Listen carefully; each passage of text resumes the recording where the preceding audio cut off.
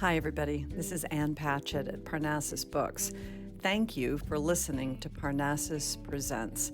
Your support allows us to keep bringing you fantastic events. So please consider purchasing a copy of tonight's featured book at the link below. We hope you enjoy the event, recorded live from the Parnassus stage.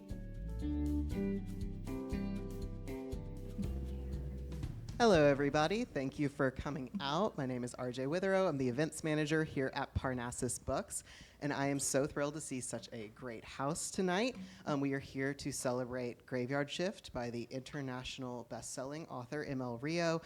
Her first book was If We Were Villains, so we're here to celebrate the new one tonight, and we are extra lucky because she's in conversation with one of Parnassus's very own. She's in conversation with Rachel Randolph, who is one of our special orders managers and one of just, our very, very favorite people in the world. So join us in welcoming Rachel and M to the stage.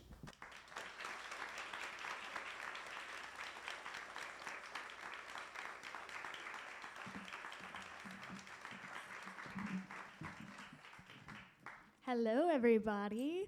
I am so excited to be here today with M. If We Were Villains is one of my all-time favorites, and as soon as I read Graveyard Shift, it quickly became a favorite as well. So the book's been out for a little while now, so maybe you've had time to read it, but if not, you're in for a really fantastic, spooky fall treat.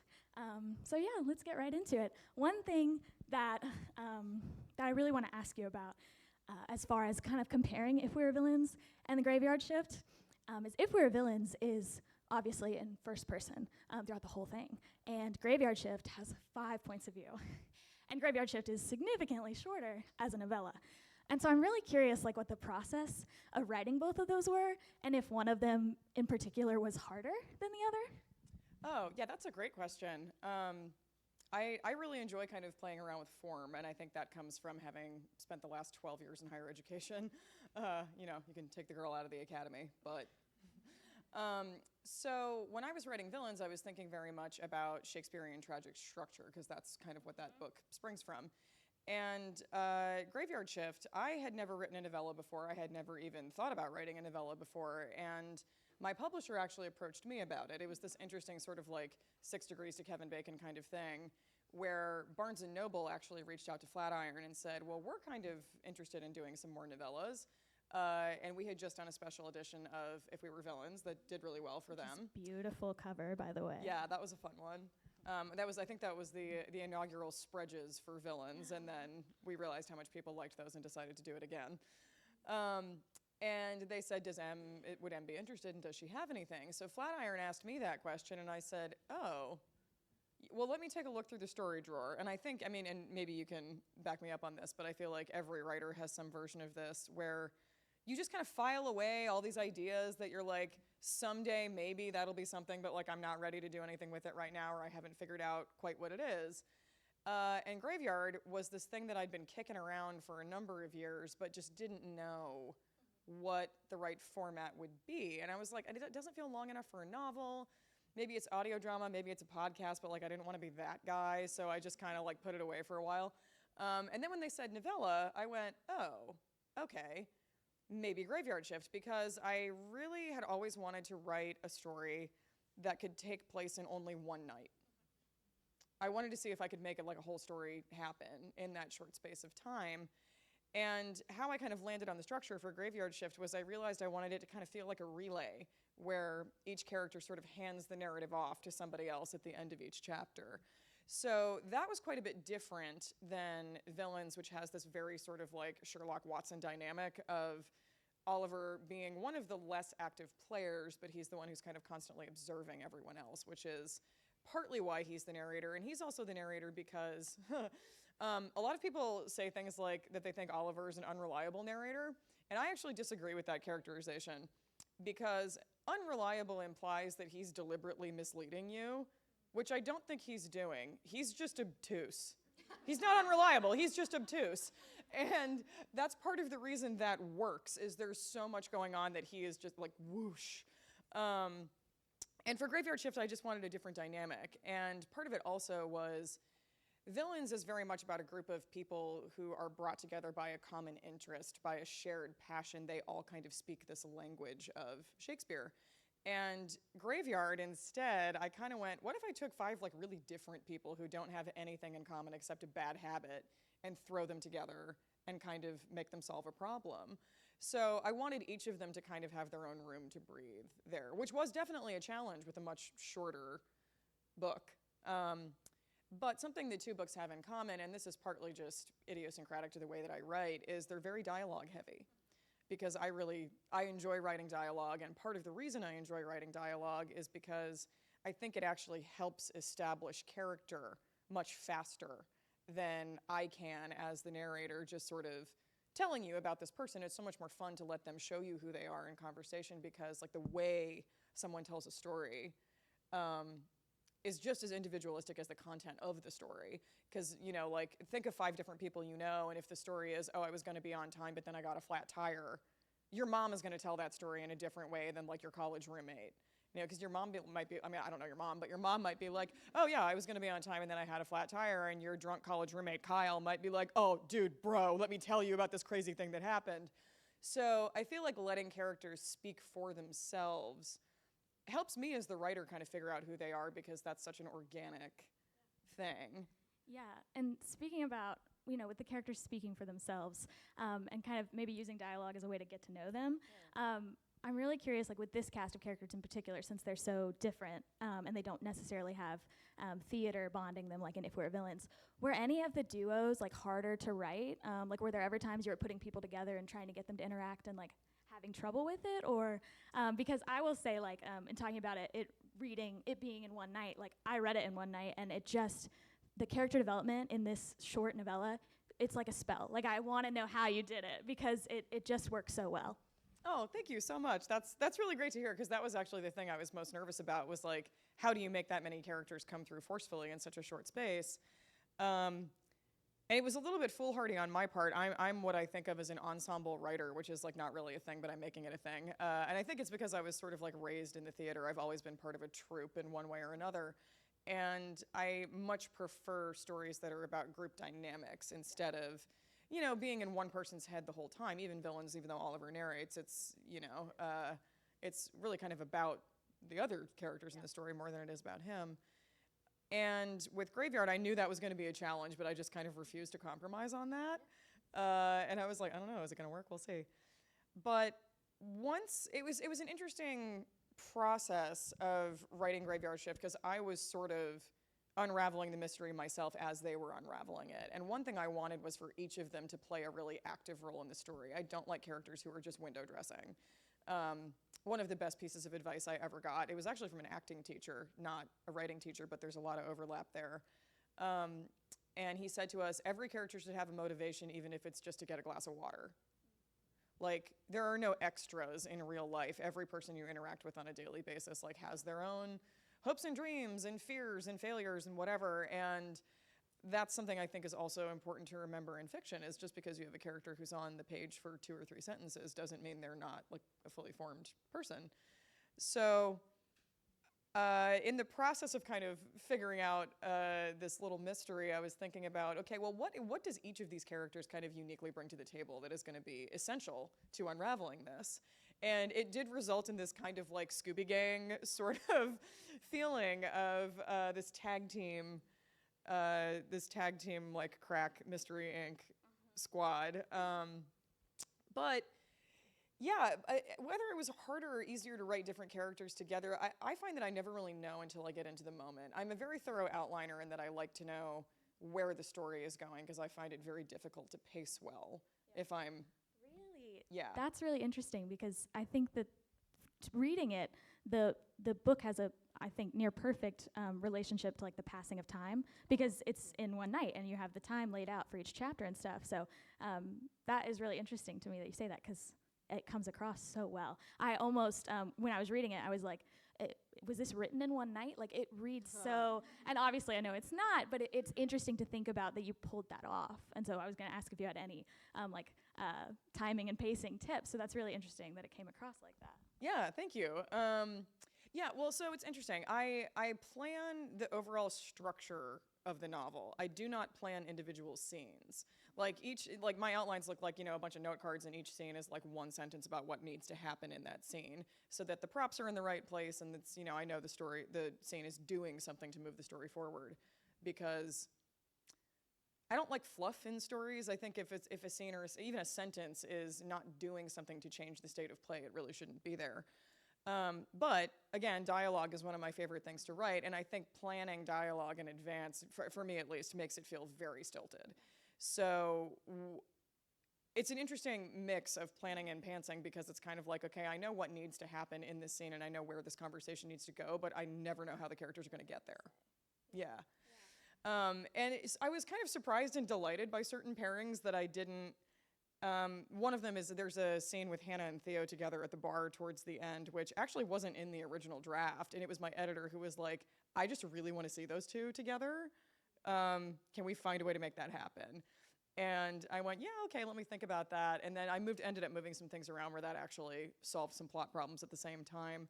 But that ended up being just so delightful to write, because she has such a caustic sense of humor, and Theo is, I think, one of the only ones who can kind of take it from her. So yeah, that's one of the really delightful kind of in the moment parts of the process. Were there any scenes that you had to cut that you really liked, as opposed to adding in something? Actually, no, and that's the first time that that's ever happened to me, because I am a chronic overwriter. I tend to write way more than I need and then have to pare it way back. But the process of writing this book was really strange, partly because my publisher came to me about it, because normally the way that you sell a book is you have to write the book first and then see if somebody wants to buy it, which is never a fun process. But it's kind of a double-edged sword of selling something on spec like this. I sent my agent this really sloppy 2-sentence email pitch, and she was like, great, they love it, let's do it. And I was like, oh no, I have to actually do this now. And I was in the middle of writing another book at the time. I was already I don't know, maybe maybe a third of the way into what would become Hot Wax. And I said, and this was June of 2023, I'd finished my PhD in May. So it's literally a month later, and I'm everybody's like, where is the next book? So I was working on Hot Wax, and then Flatiron approached me about this, and I said, great, I can't think about that until November, because I need to get this other thing done. So, not can't think about it, but can't actually work on it. So while I was writing Hot Wax, I was just kind of letting Graveyard Shift percolate in the background. And originally they told me, can we have this in February? And I was like, yeah, that'll be great. We'll put Hot Wax on sub in November, and then I'll have, the quiet season of the holidays to write Graveyard Shift. And then in about September, they were like, just kidding, can we have that by December 15th? And I was like, screaming on the inside. So it's funny that you say you wondered if I wrote it in one night, because it did kind of feel like that. It was very much like we sent Hot Wax out on sub, and I turned around and wrote the first draft of Graveyard Shift in 3 weeks. And because I knew I did not have time to muck around, I was watching that word count limit very, very carefully, and did not write anything extraneous, because I was like, I don't have time to pare this back. And then it was actually my editor who said, can we get a little bit more right here? So, yeah. So do you think that process of the writing process, where you're writing on spec and it's a little different than writing it for villains, did that in a way take off some of the pressure and allow, or put on more pressure, and so have a writing for a deadline that feels maybe more intense than editing for a deadline? Yeah, because one of the beautiful things about when you're writing a book that's not under contract and you're not worried about that yet is you have all the time in the world. You get unlimited do-overs. You can do as many drafts as you need. And knowing that I didn't have that option with Graveyard Shift was definitely more stressful. Yeah.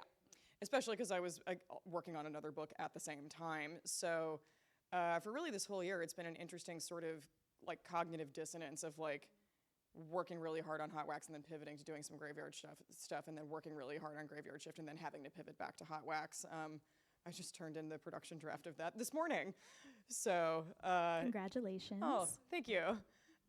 But yeah, it was really, really, really, really busy. And so I ended up with a couple of little things I was doing to be okay, and now I have to shift into a completely different creative lane, and I don't have a lot of time to do that. So music's a big way to do that for me, is I will just kind of put the headphones on and sit and kind of live in that vibe for a minute.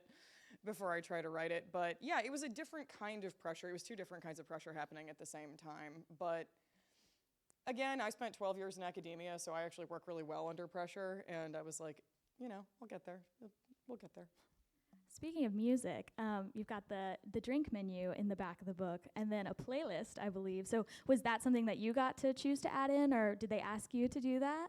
That was all me. That wasn't something my publisher asked for. I was like, no, I'm going to give people a book. I'm also going to give them a playlist and a cocktail menu.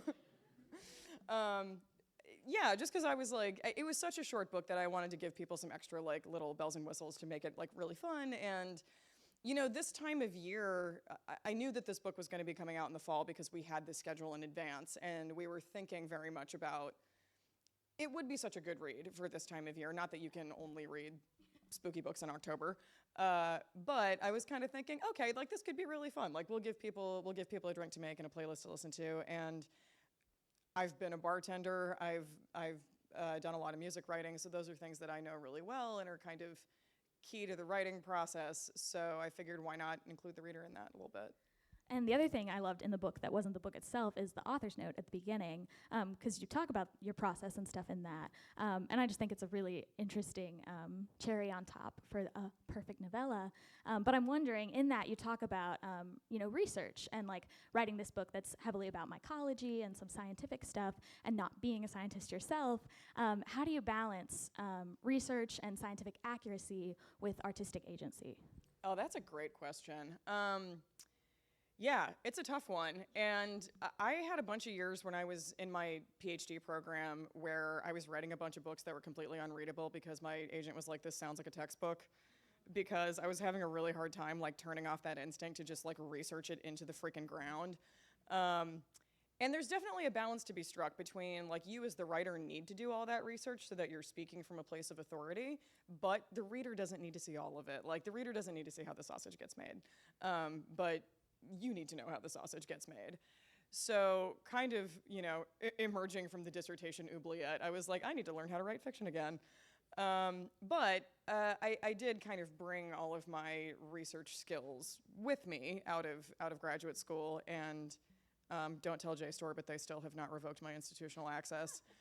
So I did take advantage of that in the writing of Graveyard Shift. But my academic research actually does get into science in a lot of ways. I work in the medical humanities, which basically means that I look at intersections of literature and the history of science and medicine, which it wasn't something I was writing about in Villains because I wrote that when I was a senior in college and I hadn't done all this research. But yeah, I approached it basically the way I would any other research project. I did a lot of reading, and I interviewed some people as well. For instance, like I have a good friend who is a clinical research monitor, and I was like, can I just take you to coffee and ask you how it works to do all these kind of like FDA, like clinical drug trials? I also spent a lot of time just reading FDA regulations to make sure I was getting that right. Oh yeah, this is the really like sexy part of writing, which is like, yes, I'm going to sit at my desk and read through the, Food and Drug Administration like protocol for human test subjects for 3 weeks of my life that I'm never getting back. But the truth is, and this might just be a me thing because an academic, or like a recovering academic maybe. One of my favorite things about writing a book is how much I get to learn in the process of writing. So I learned a lot about mycology that I didn't know. I learned a lot about sociology and rodent experiments that I didn't know, which was a lot of fun. So that was a delight for me, and I hope that some of that comes across for readers who get to encounter it in a more fun way than actually reading the FDA regulations. In a different academic field, let's get Shakespearean for a moment here. Obviously, If We're Villains is heavily Shakespeare inspired, and I'm just curious if there was any sort of Shakespeare text or play in particular that had any sort of connection to this project for you, or even maybe just drama in general, intrigue. How did those things come into play in Graveyard Shift? Yeah, it's you can't really turn it off. You spend, oh God, how much of my life now? Decades. Well, that'll suffice. I've spent decades working very, very closely, not only on Shakespeare, but on early modern drama in general, and you can't just like flip that light switch off. So there are little Easter eggs of things that have just kind of crept into the text. Interestingly, though, I just came from SLU, St. Louis University, where I was there for a campus visit for a couple of days, and they said, can you do a talk that kind of combines your academic research and graveyard shift? And I was like, can I? That's a great question. And the more I started thinking about it, I was like, oh no, actually this does make a lot of sense because the play that I've worked on the most is Macbeth, unsurprisingly. And Macbeth is all about insomnia. It's all about sleeplessness. It's a play that takes place almost entirely at night. And the chronology of Macbeth this is where we're gonna get really, really, really nerdy here, so you didn't sign up to come to a class today, but welcome. Macbeth is a fascinating play because it's a really short play. It's a breakneck play. It happens so fast. But the internal chronology of Macbeth is actually impossible. There are a lot of chronological markers in the text that when you actually kind of like do the math, do not make any sense. And I think this is deliberate, the way that it's kind of built into the structure of that play. It has this very strange kind of traumatology of repetition compulsion, and it makes all these really strange kind of like loops and circles back and time telescopes in these really peculiar ways. And it's nothing you would ever notice watching the play, but when you spend a lot of time embedded in the text, you're like, oh, this whole play is kind of a weird time warp. And that's exactly what it feels like to be sleep deprived for days at a time, because that's something I have a lot of personal experience with.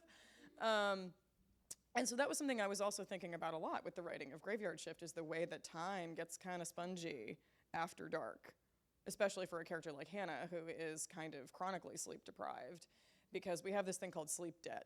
When you don't get enough sleep, your body goes into a kind of deprivation where you need to make back that amount of sleep. And it's not like you can miss sleep for one night and then sleep one night and then you're fine. It's a cumulative thing. So if you miss one night of sleep, it's gonna take you a couple of days to kind of like make up that deficit. So that's just kind of a subject that is interesting for all kinds of reasons to me. But I ended up kind of thinking a lot about the connections between Macbeth and Graveyard Shift in the talk that I gave the other day. When I think about sleep debt too much, I get so stressed out. Oh yeah. It is a nightmare of mine. But I do think that you pulled that off really well in this book, because it does have that frenzied feeling of time within those few pages. So one thing I'm curious about with genre and the genre of this book is, which I think this is true of If We're Villains as well, which is it's a bit of a genre bender. It's hard to, I always hand sell it to people here, or try to convince my friends to read it, and they always ask, what genre is it? And this one, it's a bit of a mystery, it's a bit of a detective, it's a bit of a thriller, and then it's horror, and then it toes the line of supernatural. So I'm wondering if you think genre, as we think of it, is limiting. I think genre can be limiting, and it depends on how you approach it. One thing I've seen, especially lately in publishing in particular, although you'll also see this on streaming platforms, you'll see this, kind of in any media category, is we've arrived at a place of extreme nicheification. And part of that is just because of the internet. Like, it's now easy to access like anything, anywhere in the world. And because of that, people have gotten kind of hyper-fixated on certain really hyper-specific subgenres. Like, it used to be that we just had fantasy. And now there's like, and now there's like 100 different kind of, like, you have urban fantasy, you have dark urban fantasy, you have light urban fantasy, you have, this kind of endless proliferation of subgenres, which is cool because it's like people can go, oh, I know exactly what I want is in this really narrow little corner. And it's actually, it's worked very well for the publishing industry to sell books that way, because we sell books as comp titles. We say if you liked A, you might also like B. I don't love that. I don't love that, because I never thought of myself as a genre writer, and this really funky thing happened with Villains, where the timeline might be helpful here. So I wrote Villains in 2014, and it came out in 2017, because publishing takes 1,000 years, that's normal. And it didn't really start to sell until like 2020. Like, for 3 years, it was not selling at all. Bookstores weren't even stocking it, and I was kind of like, and that is my career over. Because if you publish a book and it doesn't do well, like, you're never getting published again. And that happened. Like, we had, I think, 4 or 5 books die on sub because publishers told us, or editors told us, we like this, but the numbers just aren't there. And then kind of in the middle of the pandemic, this like dark academia subgenre kind of exploded. And I just got grandfathered into that because Villains was already there. Like, dark academia did not exist when I was writing this book. You could not buy a dark academia-themed candle on Instagram in the year of our Lord 2014. That was not a thing. We called it a campus novel, and also, like, Donna Tartt didn't invent it. Like, it's existed for a long time. But I kind of found myself getting pigeonholed in this genre that I was never consciously participating in, which was really frustrating.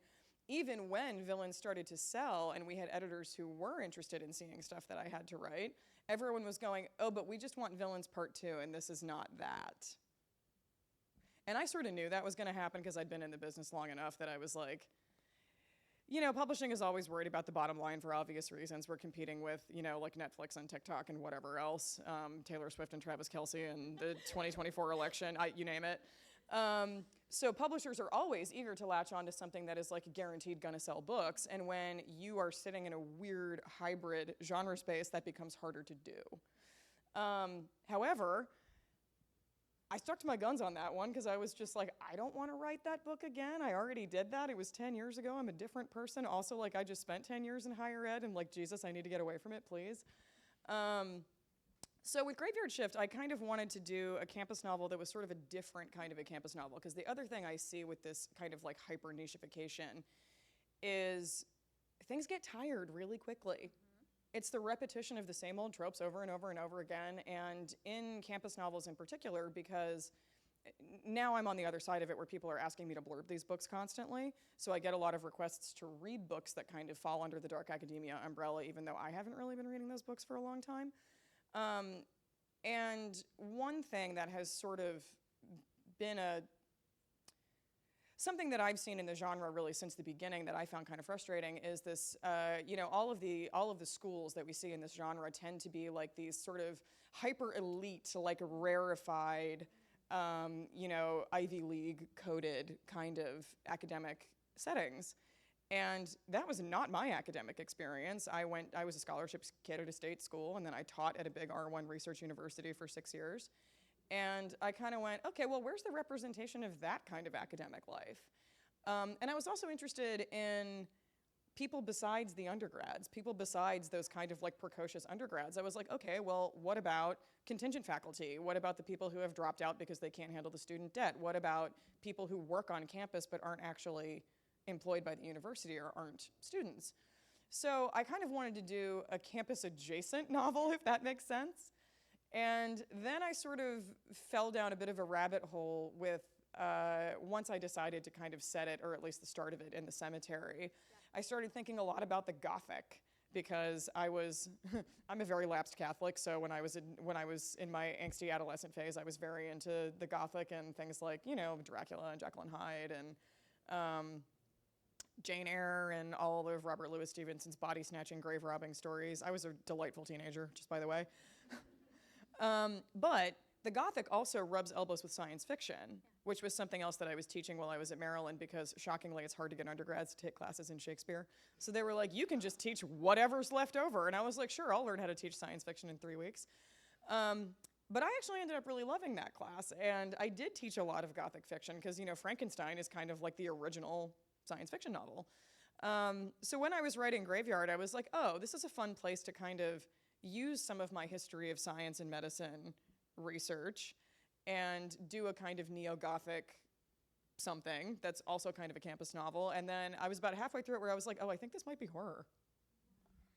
And you make such a good point about the nichification, as you say, because you're right, it's not, writing books can't be one-to-one. Like, if you liked this one, you'll like this one.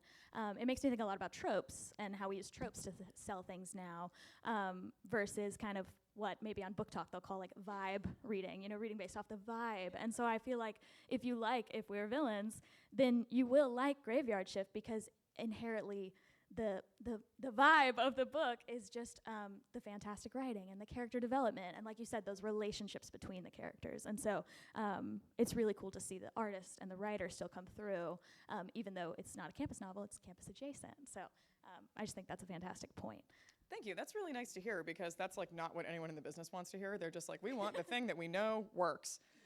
But yeah, it's tough. And there are so many other kinds of art that I love so much. Music is the big one because I'm just a very like aural person. I've never understood the fans who get really mad when they're like, oh, my favorite artist is doing an album that's like different from the last one. It's like, you gotta let an artist evolve, man. It's boring to do the same thing over and over again. And so I do really like genre. I think genre is a fun thing to think about, like what fits in that container, what makes it horror or science fiction. And I think knowing those expectations is a good thing because you can choose to satisfy some of them because readers are looking for a certain kind of thing when they pick up a sci-fi novel. But it's also, knowing what those expectations are also gives you the ability to buck those expectations when you want to. Which was something I did very deliberately in Villains because I'd been reading campus novels for a long time and there were some things about it about that subgenre that really frustrated me. I was like, why is everyone white? And why are they all men? And why is everyone straight? Because literally no academic department I've ever been in has been like that. Like literally never. So I was just like, okay, we're gonna throw that trope out the window because I'm tired of it. So I think it's worth thinking about what genres plural your book is participating in and where it pays to satisfy those expectations and where it's kind of more worthwhile to flip the table over. It's really interesting too, because especially working in a bookstore, I feel like I see this a lot. We kind of pin literary over here and then genre over here, even though like literary itself is a genre. It's a false dichotomy for sure. And literary, I feel like now can kind of just mean like, oh, it's good writing, it's written well. But then, it's so fun to see to read books that are playing around in these spaces, but it's like those aren't not literary. So yeah, just curious how you feel about that false dichotomy. Yeah, it's a really interesting one. This is a term that you don't hear very often outside of like the industry proper, but upmarket is a term that we use to refer to things that are kind of straddling that line between commercial and literary. And often what we say, and often what people mean when they use those words is literary, they mean it's very character focused and probably kind of light on plot. Whereas when they say commercial, they mean it's like super, super plotty and the characters are maybe kind of interchangeable. It's a book in a series and, whatever. But like, why not both? There's nothing wrong with literary fiction. There's nothing wrong with hyper commercial fiction. I always kind of wanted to do something that's like, you have some meaty character development, but there's enough plot that you are going to keep turning pages and you want to actually finish the book. So yeah, I think it is a false dichotomy, and I do think that we have this tendency to be like, oh, literary means that it's highbrow and means that it might win a Pulitzer, and it's kind of like, I don't know how much it helps us to be like, we refuse to take genre fiction seriously just because it's genre. I'm curious about when Graveyard Shift was, as you say, like in the drawer, in the writer drawer that we all have. I'm really curious if when it was in the drawer, what character out of the crew came to you first? Or what was the nugget of story that inspired Graveyard Shift? Yeah, well, when it was in the drawer, it didn't even have characters. It was literally just like, here's an idea that I had at 4 o'clock in the morning, and maybe it'll seem insane when I get up in a couple of hours, because there's a lot of those too. Like, when you're a certain kind of insomniac, you spend a lot of time just kind of like wandering around the house at night. You get an idea and you write it down, and in the morning you're like, well, that's insane. Or in my case, like I once rolled over in the middle of the night and turned all the lights on because I was like, this is such a good idea, I can't forget it. And then I got up in the morning and was so excited to be like, what was this brilliant idea I had? And it just said trains. I was like, that's it, that's all it is, just trains. And I was like, yes, we should have more trains. Trains are great. But in its original kind of inception, Graveyard Shift was, it was two things. It was one, I really wanted to write a story that could take place just in one night. That was just like a device that I wanted to try. But where the kernel of the actual story comes from is on my undergrad campus, there was this smoking policy, which was that you couldn't smoke within 100 feet of any campus building, which basically meant that you couldn't smoke anywhere because every building on campus was a campus building. So there were a couple of places on campus where people had calculated that you were technically 100 feet from a campus building. So you used to see these like knots of like miserable people all standing around this flagpole in the North Quad just like puffing away. And the other place where that used to happen was the cemetery that was behind my dorm. And because I was just a demented insomniac and like was cosplaying as a heroine in a gothic novel, I used to just like go wandering through the graveyard at night in my pajamas like a lunatic. And I would occasionally see people there just like standing around in the cemetery smoking cigarettes. And I was just like, is this a cult? Like, what's happening here? Can I join? And it was just people who were working night shifts and were like needed a place to take a break. And it just stuck with me. Like, what a strange place to find yourself. And you would naturally strike up a conversation with those other people because one of the things about chronic insomnia that I've been thinking a lot about in the context of this book is it's a very isolating experience, and not just because it's hard to explain to people who don't really know what it's like. And Hannah has some lines about that. Like, people are like, "Have you tried chamomile tea?" And I'm like, "No, I've only been trying to sleep my entire life, and Googling home remedies never occurred to me." Thanks. But the other thing about it is it's just when your day is like 8 hours longer, you got a lot of time to fill, and you're just by yourself for a lot of that time because other like normal people go to sleep. How nice. So I think there is an element of kind of like misery loves company to that with Graveyard Shift. I think these really unlikely people become very close friends because it's like a form of like soft trauma bonding of just like we're all stuck in this kind of terrible situation. We're naturally going to kind of develop a rapport, and then of course you just ratchet the tension up with an open grave where there shouldn't be one, and now we have to figure out why that is there. Talking about the one night setting, with it being in one night and with the hour chapters and the timestamps, it can feel very, to me it felt episodic, like the first in something. And so I'm curious if there's any plans to revisit these characters, or it almost makes me wonder like if you ever had thoughts of it being a play, like a one-act play, or like a pilot of a TV show, like in your wildest dreams. Honestly, this whole thing happened so fast that I had not had time to think about any of that stuff until readers started asking me, like, are you going to revisit these characters? And I was like, I just got done with round one. Like, Mama needs a break. Mama needs to go smoke a cigarette in the cemetery, and then we'll talk. Yeah, I wouldn't rule anything out. Like, I don't think of myself as a series writer. I like to finish something and then sort of be done with it and move on to the next thing. And part of that is because I like genre, and I kind of want to be able to do my own version of a bunch of different genres. That said, I wouldn't rule it out. Our film agent was very excited about it. She was like, "Oh, this is great. You know why? Because film execs are lazy and they don't like to read, and it's short." And I was like, "Oh, wonderful." So if you ever wondered how movies get bought, that's part of it, apparently. But yeah, I can say this as maybe like a mini series or something where each character like gets an episode, because I do think it sort of lends itself to that structure. And honestly, I would love to see somebody do that with it, because I think you could go much deeper with these characters than I really had space to do. A stage play would be interesting. There's a lot that I'm not sure how you would do that on stage. The rats. I wasn't thinking of the rats so much as the car, but yeah, that too. You could train the rats. All right, let's talk about most of them don't need to move. That's true. That's true. You could train them to play dead. Let's talk about the cover for a second. Did you did you have say in the cover? How did this amazing cover come about? Yeah, well, so this was another thing that nothing about the way this book happened was normal. Just like all of it was totally anomalous. So like, don't take any of this as an example of how publishing works. Yeah, I felt so bad for our designer because they had to design the cover before they'd read the book, because I wasn't done writing it yet, because that was just like how fast this was happening. So I had to give them like this kind of really bad kind of mush-mouth summary of like what I thought the book was gonna be. They had to show us cover art. And the first batch that we got, I was like, "Oh, I see how you got that, but first of all the text was pink." And I was like, "No, pink."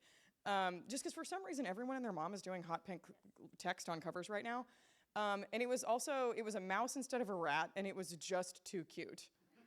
And I was like, "It's too cute. It needs to be grosser. It needs to be grosser. I know you haven't read it yet, but it needs to be grosser." And then finally, I think they got frustrated with me being like, "Make it as gross as you can." And then they finally gave us this wonderful decomposing rat. And we got this fantastic shade of green. I was like, "Can we go for like a real like honeydew green, and I actually really wanted to see if we could make the text glow in the dark, but they were like, we don't have time for that. But we have stickers that glow in the dark instead, so you can grab one of those at the signing table. And I really, really want to ask you about future projects. So you've talked a little bit online, and you mentioned it tonight, about hot wax. Can you give us any juicy details? Yeah, well, I don't know about juicy details, but so my next novel is called Hot Wax, and it's coming out in fall of 25. That could change because publishing is unpredictable. But that's the hope, is fall 25. I just turned the production draft in this morning, which is very nerve-wracking because it's like, oh God, like I can't make any big changes now. It's just like changes at the level of the line. But this is actually something, speaking of drawer novels, that I've been working on for like 7 years. It was actually the first book I wrote after Villains that I really wanted to be my second novel, and everyone we took it to was like, we like this, but the numbers just aren't there. Like, I don't know. And my agent was, we struck out on like, I think 3 rounds of submissions, and she was like, okay, let's just put it aside and try something else. And then the tables kind of turned in our favor, and once I had kind of like clawed my way out of the dissertation oubliette, and we were thinking about what's the next book gonna be, I said, I really want to go back to that. And she said, you know what, that's the one that I still think about, so let's try it. So I rewrote the book top down, just because, you evolve as a writer, and you look at something you wrote 7 years ago, and it's like looking at pictures of yourself from high school where it's like equal parts cringe and nostalgia, where you're like, oh, I was 19 and I had a metabolism. Also, dear God, who cut my hair like that? That's kind of what like looking at your old writing is like. So I rewrote the whole book. But the concept is still the same. It's about a disastrous concert tour in the summer of 1989 and a character who is kind of retracing those steps 29 years later. Yeah. That sounds so cool. I know I can't wait to read it. I'm sure there are people you. here who can't wait to read it as well.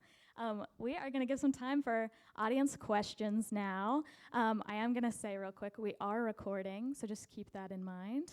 And just wait to say your question into the mic, which RJ will bring to you.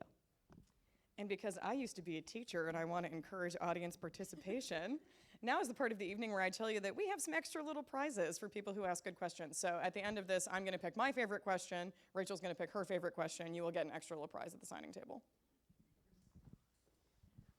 Hi, hello. So you were talking about Hot Wax, and I know you love music.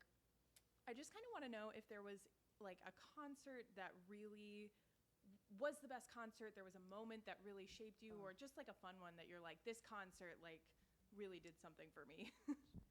I've been to several hundred concerts in the past like 2 years alone, so it would be hard to pick one, but there was a very formative moment when I was about 9. My brother is a couple years older, and I think his music taste was kind of going off the rails, and my dad, who was a concert bouncer in LA in the 70s, like his first concert was he went to go see Zeppelin at the Forum in 72, and he was 14, and I'm still sick with envy about that. I wasn't even alive, and I'm mad about it. But when I was about 9, he came into my room and dropped a pile of CDs on my bed and just said, educate yourself, and walked out. And that was kind of the end. That was sort of my intro to, I fell in love with David Bowie at a very young age, and it just kind of warped me from there.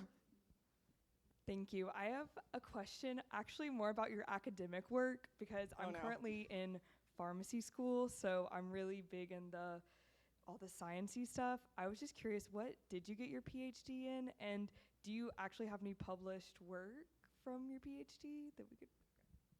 Yeah, so my PhD is in English literature, but it's my academic work looks at intersections of history of science and medicine and literature. My dissertation specifically was on representations of madness and mood disorder in early modern drama.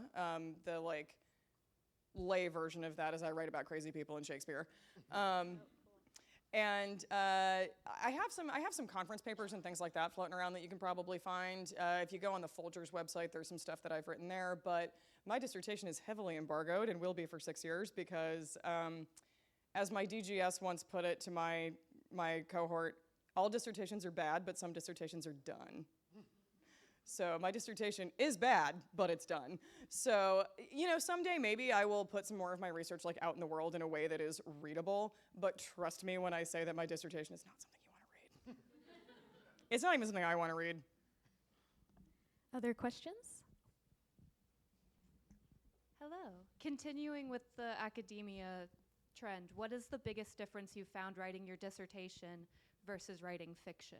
And how does that outline process or writing process change?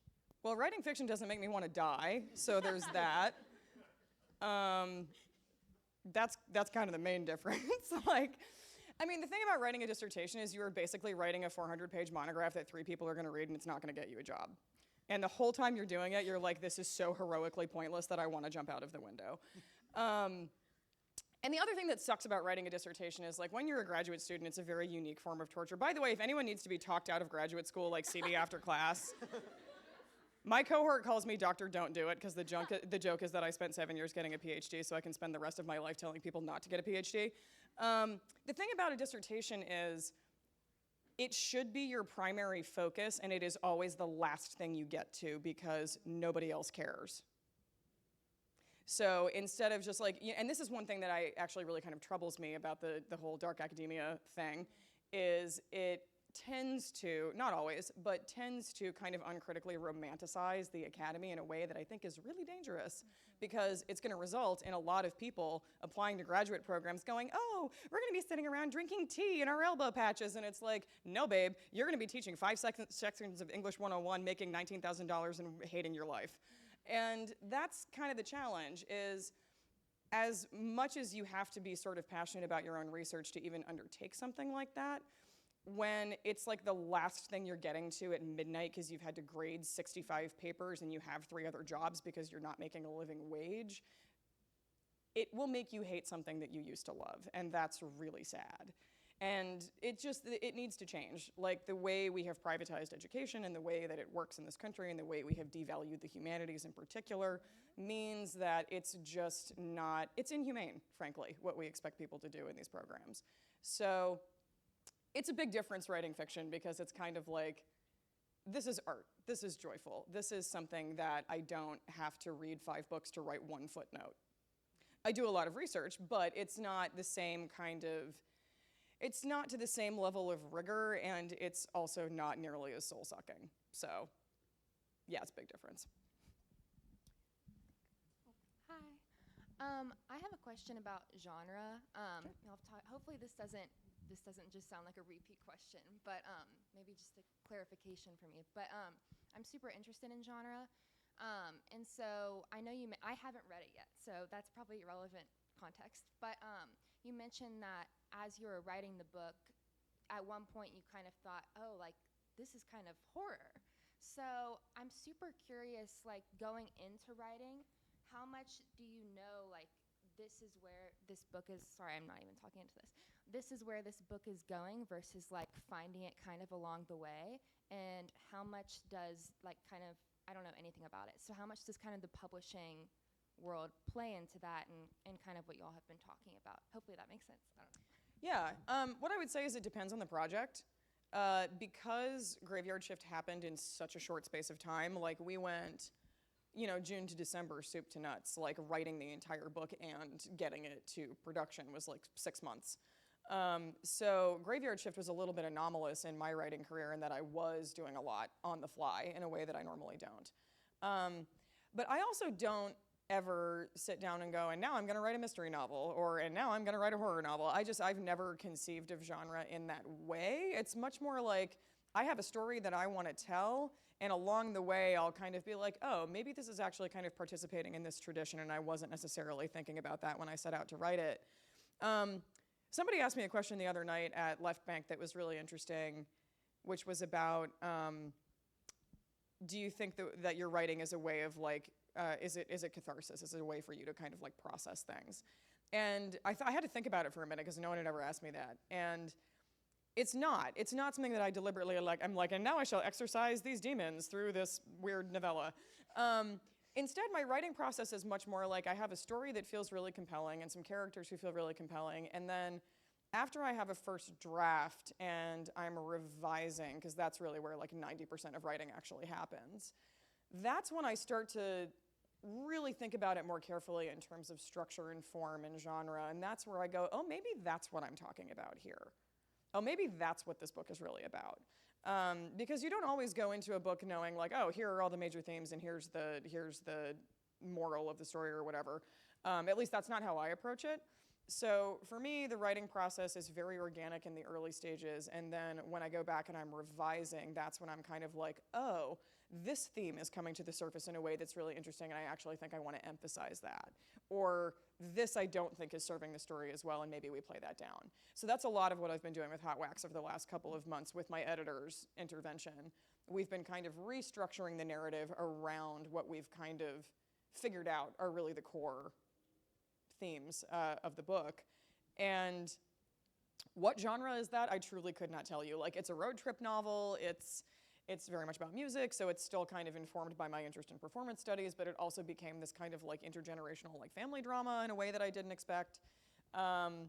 So yeah, I don't think you totally can predict those things when you go into it, because your subconscious is just going to cough stuff up that you're like, where the hell did that come from? And you have to kind of figure out what it means along the way. So that's a very messy answer to that question, but hopefully that kind of helps. Cool. Yeah. Hi, thank you for being here. Yeah. Building on your response that you just gave, do you remember a time where a character introduced themselves to you, and how did you get to know them? Oh, yeah. It's interesting. You have some characters who are like very carefully crafted, and you like spend a long time thinking about like who this person is.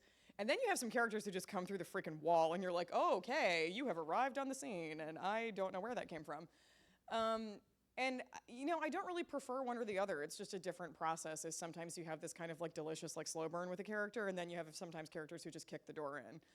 And because I tend to write group stories, it's usually a mix. It's usually a couple who are kind of quieter and slower in their build. Like in Graveyard Shift, Tamar was a character who really surprised me with some turns she took. I am a thorough outliner, but occasionally I will have a character completely hijack the story and be like, I don't want to do that. I want to do this other thing. And I have generally learned that when characters do that, it's wise to listen to them. I don't know why, and it sounds insane to be like, yeah, my imaginary friends are telling me they want this to go in a different direction, and I said yes. But writing is kind of a crazy thing to do, so sometimes you just have to lean into that crazy, and it pays off. So Tamar, for instance, was a kind of slow burn character who I felt like I knew really well, and then she really surprised me towards the end, where there's a scene. There's a very pivotal scene towards the end of the book that is narrated by Tamar that in an early draft of the book was actually a different character. And I was like, oh, no, I think Tamar gets to take the baton for this one. And then you have some other characters like Theo, who was just like fully formed from the mind of Zeus. He just walked on the scene and was like, I'm here and this is who I am and I will not be changing. And I was like, you are correct. So yeah, it depends on the people, and sometimes they change based on how they start playing off of one another, which is really interesting. Because you can think your way through a character's life for however many weeks, but then as soon as you throw them all in a room together, there will be really unexpected, tensions and moments of collaboration and things like that sometimes change the way you think about them. So yeah. I think we've got time for one last question. Hi, thank you so much for being here. So as an actor and as a recent theater graduate, I'm very curious of how that kind of plays in, because I was thinking about how, like, when I play a character on stage, it's really interesting to play a character that's really similar to me, but also interesting to play characters that are so wildly different. So how do you approach that, like, writing-wise? Like, if a character has, like, is there always some sort of, like, tie to yourself in a character, or like would you prefer to write characters that are nothing like yourself and like research or like talk to friends or like colleagues and like see how they process the world and try to write through that lens? Like, how does that work for you? Yeah, it's a little from column A and a little from column B. I think it would be difficult to write a character that you can't empathize with to some degree, just because write what you know is trite but good advice, because there's a certain level of authenticity that you just can't fake. I think we talked about that a little bit already. But, the flip side of that is, unless you just want to write self-inserts forever, you do have to get out of your own comfort zone, and you got to research that the way you research anything else. So when I'm getting to know characters in that kind of like early, long, spongy discovery phase before I start actually writing, the place that I actually start is thinking about, and this is, idiosyncratic again, just to my personal process, I start with what's on their bookshelves and what's in their record collection. I had an exercise in a writing class in college that was really interesting, where a teacher told us, write a story about a character who never appears in the scene.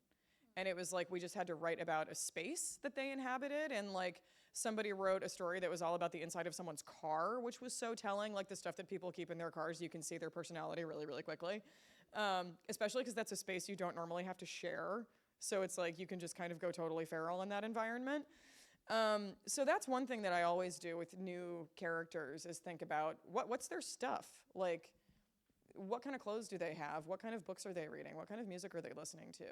Because that, especially now, and we've talked about, this kind of nichification and finding things based on vibes and based on tropes. We do that in life too. Every day you walk out of the house, you're making a decision about what character you want to be today. Like, today am I in sweatpants or today am I dressed to the nines? So that's always a way in for me. But yeah, I do spend a lot of time, if I'm going to write a character who's from a country that I'm not from or who has a different professional experience than I have, I seek out books by people who have that experience. I talk to people who have that experience because you always want to try and do that kind of thing justice. So yeah, at the same time though, I always get the question about villains because I used to be an actor. People are always like, and which one of these characters is you? And what I usually tell people is give me 40 years and I'll be Gwendolyn, which is a little bit of a joke, but not really. And what my agent answered that question for me once, and she said, I think that you've been all of these characters at some point. And I was like, yes, that's correct. And that's also very true of Graveyard Shift. Like, I feel like I have been all of these people in some way at some point, which is not to say that I've